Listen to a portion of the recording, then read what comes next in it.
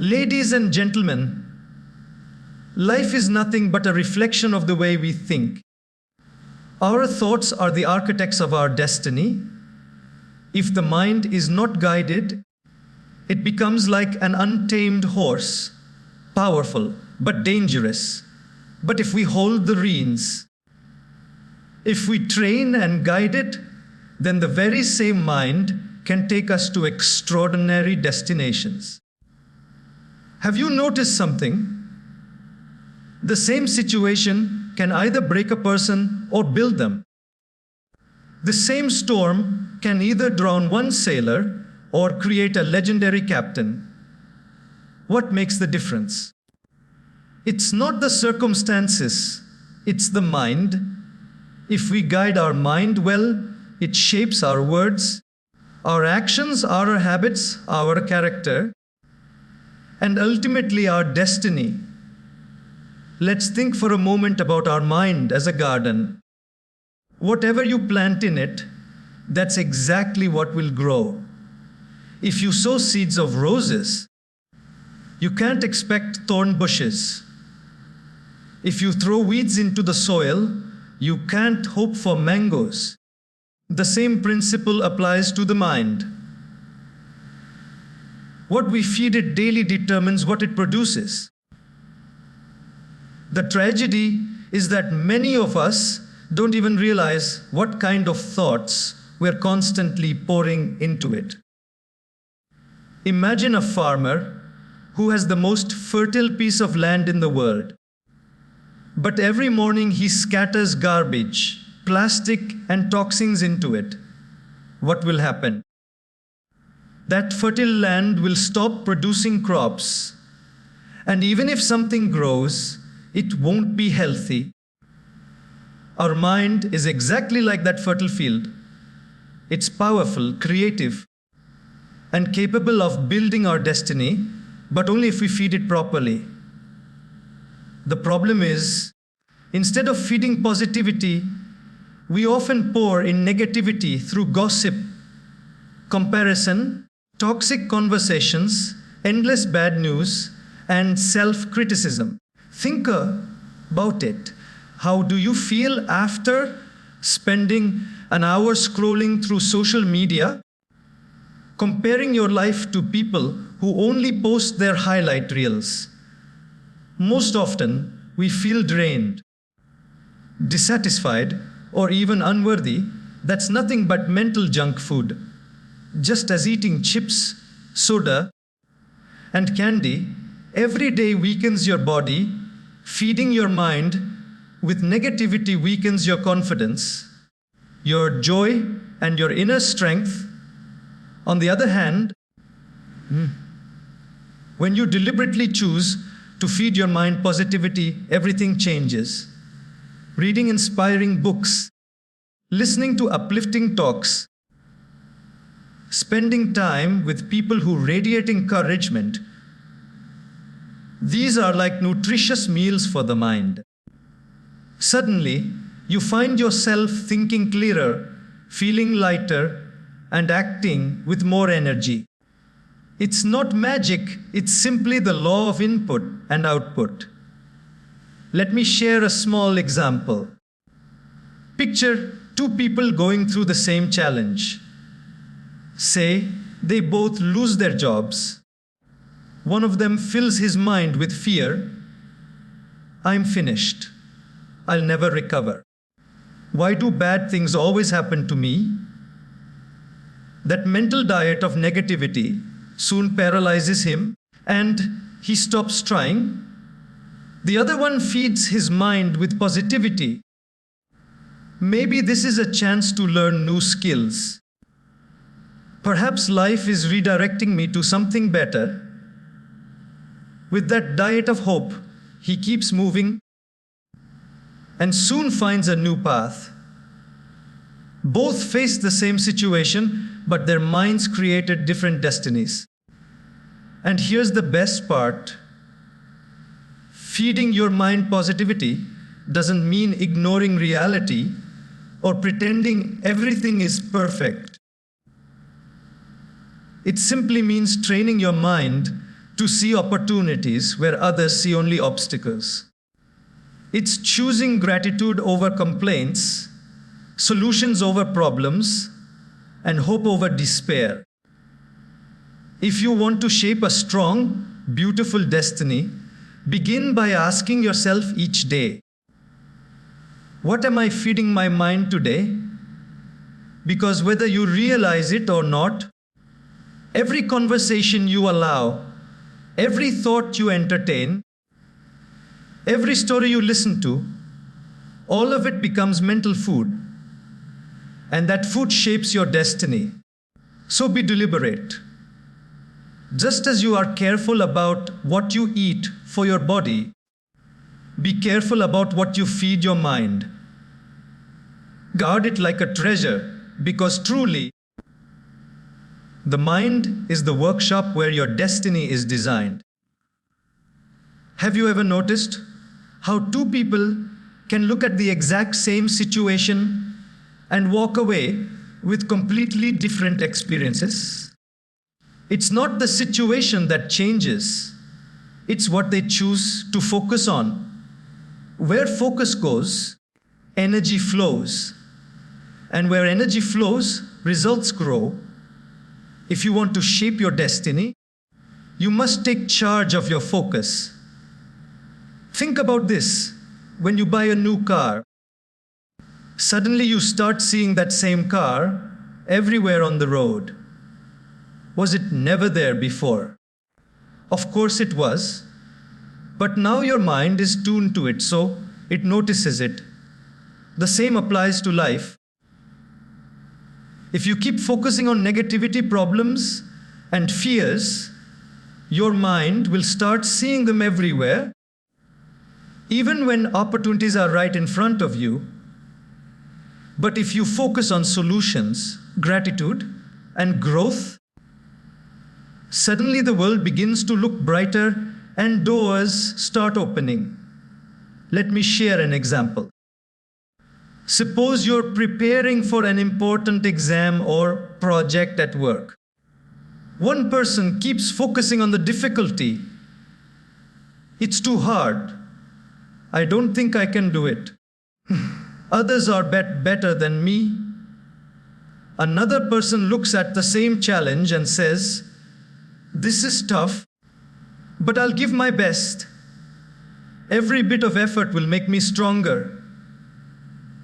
Both are in the same boat, but their focus determines their experience and eventually their outcome.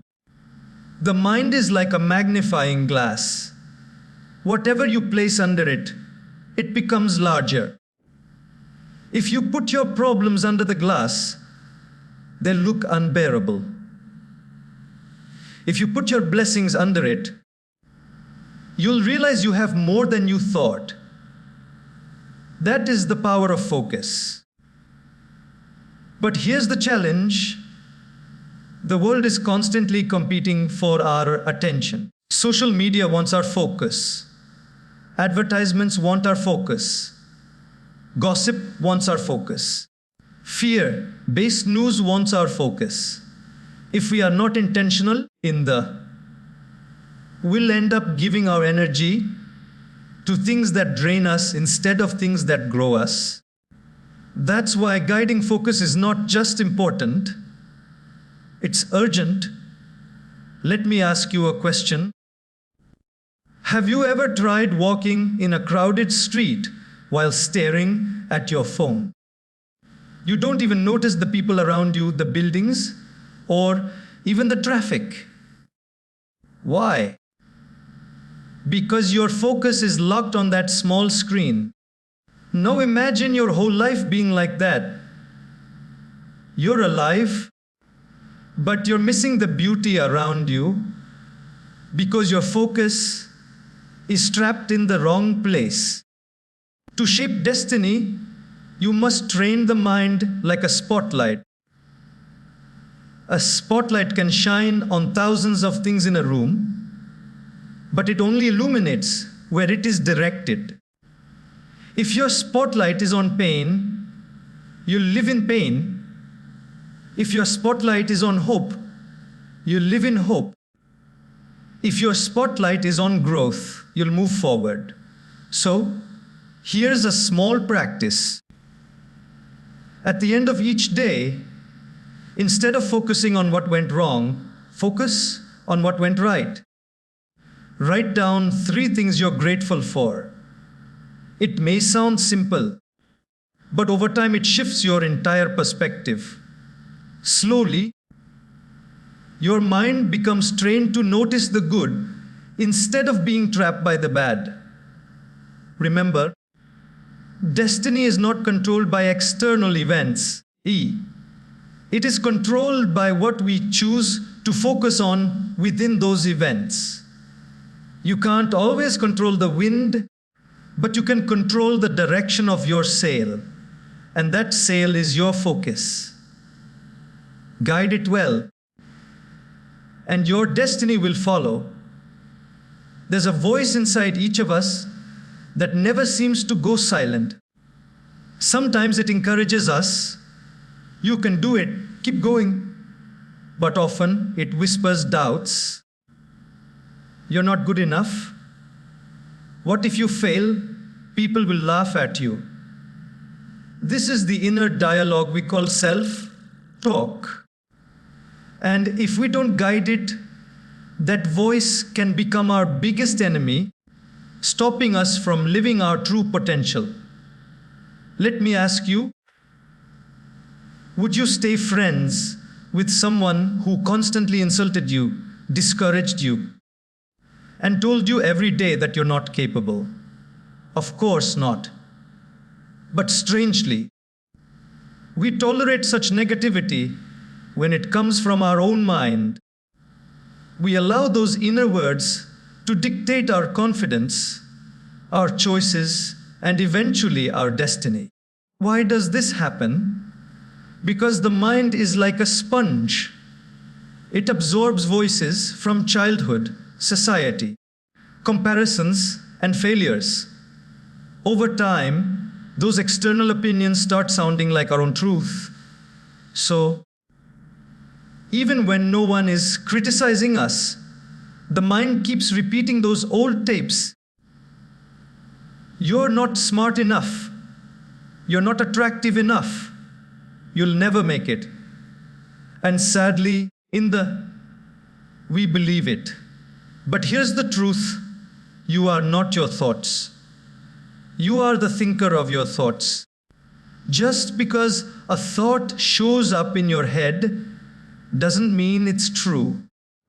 Detaching from negative self-talk means learning to separate yourself from that inner voice. It's like watching clouds pass by in the sky. They come, they go, but the sky remains unchanged. In the same way, negative thoughts come and go, but your real self is far greater than them. Think about this. Many successful people in history heard the same inner doubts.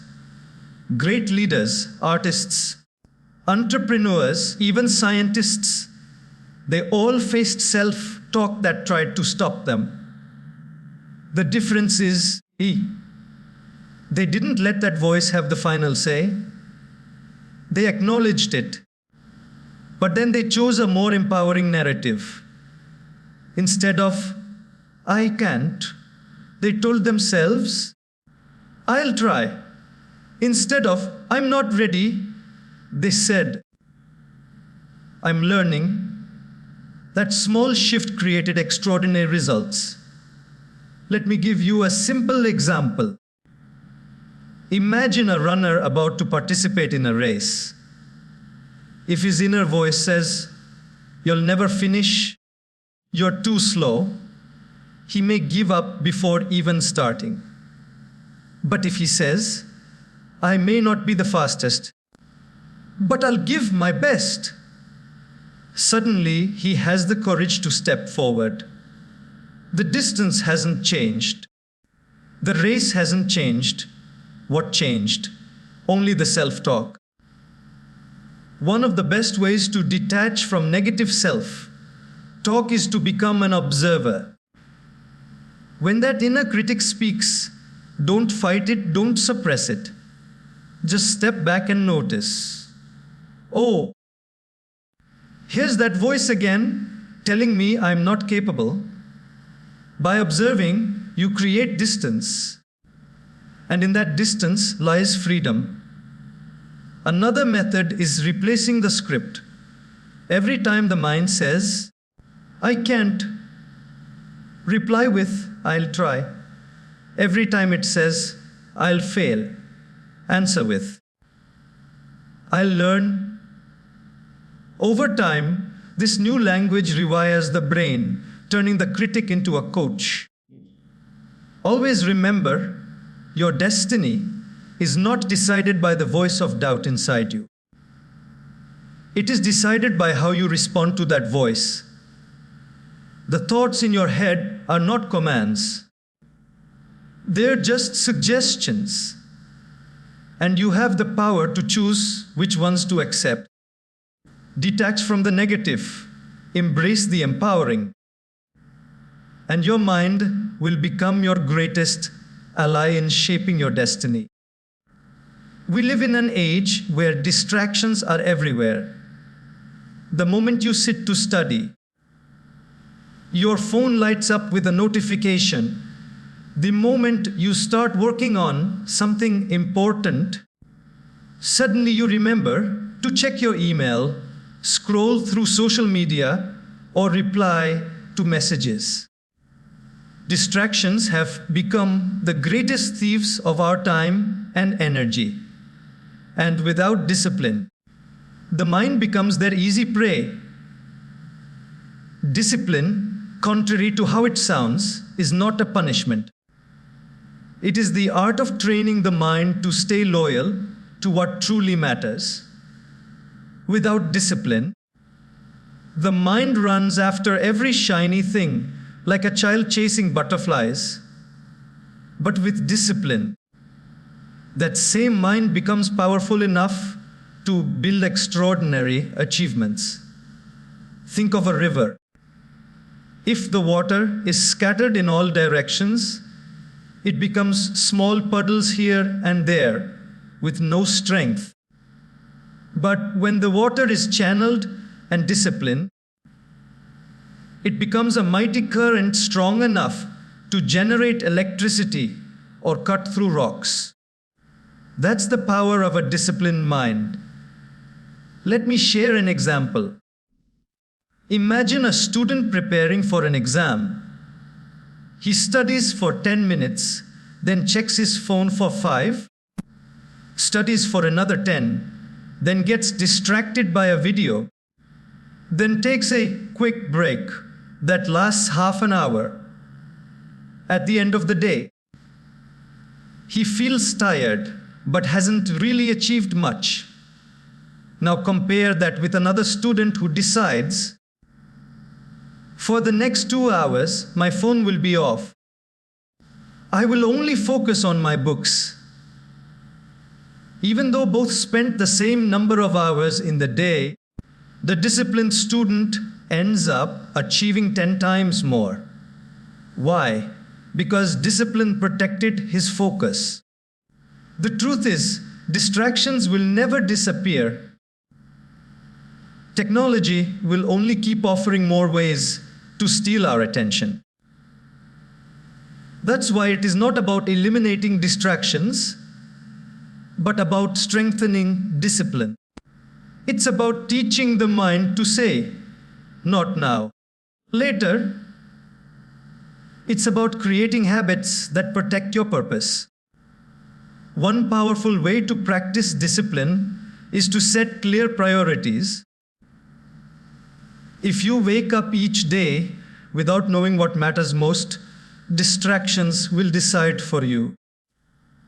But when you write down your top 3 tasks and commit to them before anything else, you're telling your mind, this is where we are going. Suddenly, the random distractions lose their power. Another method is creating boundaries. For example, keep your phone away while working. Use time blocks where you focus fully for 25-30 minutes, then take a short break.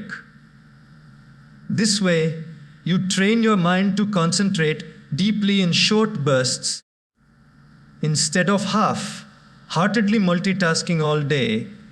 But beyond all these techniques, the discipline is also about inner strength. It's about choosing long-term growth over short-term comfort. Distractions usually promise quick pleasure, a funny video, a gossip chat, an endless scroll. Discipline, however, promises deep satisfaction, the pride of completing your goals, the joy of progress, the peace of knowing you're moving toward your destiny. Every great achievement in history is a story of discipline. Musicians practiced daily for years before their music touched hearts. Athletes trained with discipline long before the world celebrated them. Leaders, writers, scientists, they all won the battle of distraction with the weapon of discipline. So, if you want to guide your mind and shape your destiny, remember this: success is not built in moments of distraction, but in moments of discipline. Train your mind to focus, protect your energy, and stay committed to your purpose. Because a disciplined mind is a destiny-shaping mind. They say, show me your friends, and I'll show you your future. And there's so much truth in that. The people we surround ourselves with are not just companions, they are silent architects of our mindset, habits, and ultimately our destiny. Whether we realize it or not, our company shapes us every single day. Think about it. If you spend most of your time with people who complain, gossip, and live without purpose, slowly you'll absorb their energy. Their words will echo in your mind. Their attitudes will rub off on you, and before long, you'll find yourself walking the same path. On the other hand, when you spend time with those who encourage you, challenge you, and inspire you, then your mind naturally rises to higher standards. Imagine sitting in a room filled with people smoking. Even if you never touch a cigarette, after a while, the smell clings to your clothes. Company works the same way. You may not even realize it. But the habits and mindsets of those around you seep into your life. That's why choosing your company wisely is not just a suggestion. It's a necessity for guiding your mind and shaping your destiny. History is full of examples. Great leaders didn't walk alone. They built circles of people who believed in their vision. Successful innovators surrounded themselves with thinkers who challenged their ideas. Even spiritual seekers chose wise mentors who guided them on the path. No one grows in isolation. Growth is always influenced by the company we keep. Let me share a simple example. Imagine two friends deciding to start jogging together. One is motivated, the other often lazy. On days when one feels like quitting, the other says, "Come on, let's go." That support builds consistency. But if both keep saying, "Let's skip today," they'll soon give up altogether. In the company can either push you forward or pull you backward. Here's something important. Choosing your company wisely doesn't mean looking down on anyone or cutting people off harshly. It simply means being intentional. It means asking, Who brings out the best in me? Who makes me grow? Who helps me see life with more clarity?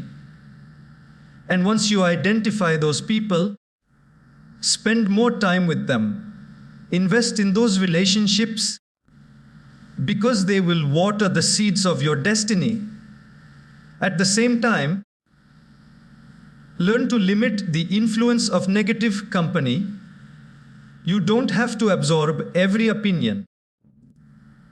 You don't have to agree with every critic. Protect your mind like you protect a valuable treasure, because truly it is one. One practical step is to build what I call a circle of influence. Surround yourself with at least a few people who uplift you. These could be friends, mentors, colleagues, or even authors and speakers whose words guide you when you read or listen to them.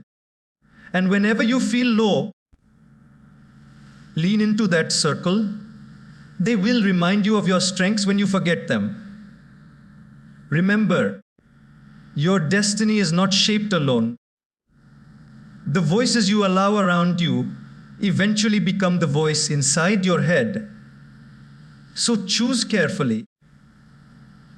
If you want to fly with eagles, don't spend all your time with chickens. If you want to grow in wisdom, don't surround yourself with constant noise. Choose your company wisely, because in that choice, you're also choosing your future. Life constantly throws situations at us, some pleasant, others challenging. But here's the truth. It's not what happens to us that defines our destiny. It's how we handle what happens. And there's a big difference between reacting and responding. Reactions are instant, impulsive, and often emotional. Someone insults us, we immediately fire back. A challenge arises, we panic. A mistake happens, we blame others. Reactions feel natural, but they often lead to regret. Responses, on the other hand, are thoughtful. They come from a place of calm, reflection, and clarity. A response doesn't deny emotions, but it doesn't let emotions take control either. And this difference between reacting and responding is what shapes relationships, careers, and futures. Imagine a driver being cut off in traffic. One reacts with anger, honking, yelling, maybe even chasing the other car. His blood pressure rises, his day is ruined, and sometimes the situation even turns dangerous. Another driver, in the exact same scenario, takes a deep breath, lets it go, and continues peacefully. The event was the same, but their minds created two very different outcomes. This is the power of choosing response over reaction. The human mind is like a boiling pot. When provoked, emotions bubble up quickly. If we remove the lid immediately, everything spills over. But if we let the pot settle, the boiling calms down. Similarly, when life provokes us, we need a pause. That pause is not weakness. It is wisdom. It gives the mind space to shift from reaction to response. Let me share another example. In workplaces, conflicts often arise. One team member reacts to criticism with defensiveness. "You're always blaming me." That reaction escalates the problem. Another team member responds differently. "I see your point. Let's figure out how to improve this together." Same criticism, but one reaction breaks trust while the other builds cooperation. That is the magic of response. But here's the challenge. Our minds are trained by habit. If we've been reacting impulsively for years, it feels automatic. So, how do we retrain the mind to respond? One way is to practice mindfulness, being aware of the moment instead of being controlled by it. The next time anger rises, notice it. The next time fear grips you, observe it. Simply pausing to acknowledge the emotion creates distance. And in that distance lies the freedom to choose your response. Another practice is asking yourself, will this matter a week from now, a year from now? Most of the things we react to, small insults, delays, inconveniences, won't matter in the long run. So why let them steal our peace? A calm response, on the other hand, keeps relationships intact and keeps the mind focused on what truly matters. Great leaders, wise teachers, and even successful families are not those who never face problems. They are those who have mastered the art of responding with patience, empathy, and clarity. They understand that every reaction can create unnecessary fires, while every thoughtful response builds trust and solutions. So remember this: you cannot control what people say or do, but you can always control how you respond. The power of your destiny doesn't lie in the world's actions. It lies in your reactions and responses. Choose response over reaction, and your life will move from chaos to clarity. Gratitude is one of the simplest yet most powerful practices we can bring into our lives. It doesn't change the events around us, but it completely transforms how we experience them. A grateful heart sees abundance where others see lack. It finds joy even in small blessings and peace even in the middle of storms. When your mind is rooted in gratitude, your destiny is guided by clarity and contentment, not by constant comparison and complaint. Think for a moment about the difference between two people who wake up in the morning. The first one immediately thinks, I didn't sleep well, I have too much work, and today will be stressful. He drags himself out of bed with negativity weighing him down. The second person wakes up and takes a moment to be thankful. I have another day to live. Breathe and try again. I have food to eat, a roof above me, and people who care about me. That person steps out of bed with a lighter spirit. Same morning, same world, but gratitude creates two completely different mindsets. When we forget gratitude, life feels like a race we can never win. We start chasing what others have, comparing our chapter 1 to someone else's chapter 20. We complain about what's missing instead of celebrating what's present. And slowly, no achievement feels enough. Gratitude breaks that cycle. It reminds us that what we have right now is already a gift. Let me share a story. A man once complained every day about his old shoes. He thought, if only I had better shoes, I'd be happy. One day, he saw someone walking with no legs. In that moment, his entire perspective shifted. He realized that his complaint was not about the shoes, but about his lack of gratitude. Sometimes we too get caught in this trap, focusing on the shoes we don't have instead of the legs we do. Gratitude opens our eyes to blessings we've taken for granted. But gratitude is not only about big things. In fact, it shines the brightest in small, everyday moments.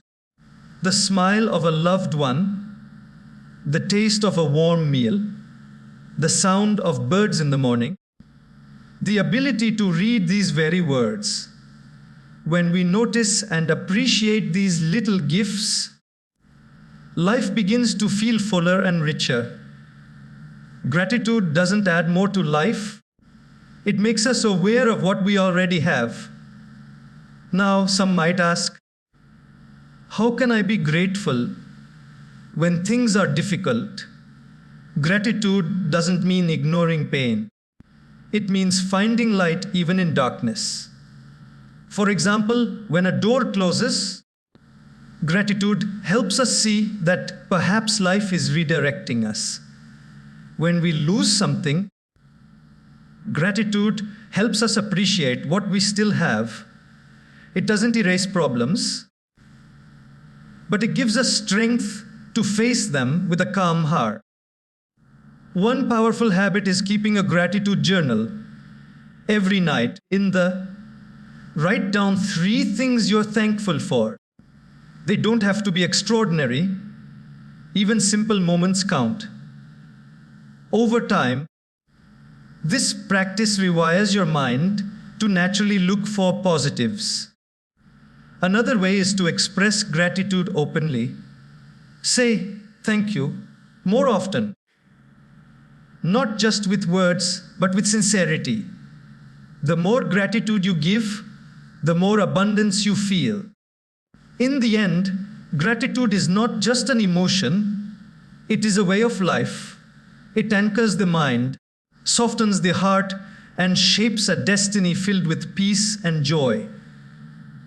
Stay rooted in gratitude.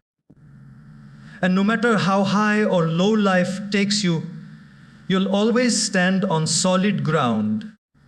Every one of us has faced setbacks. Maybe it was a failed exam, a lost job, a broken relationship, or a dream that didn't work out the way we hoped. In those moments, it feels like the ground beneath us has slipped away.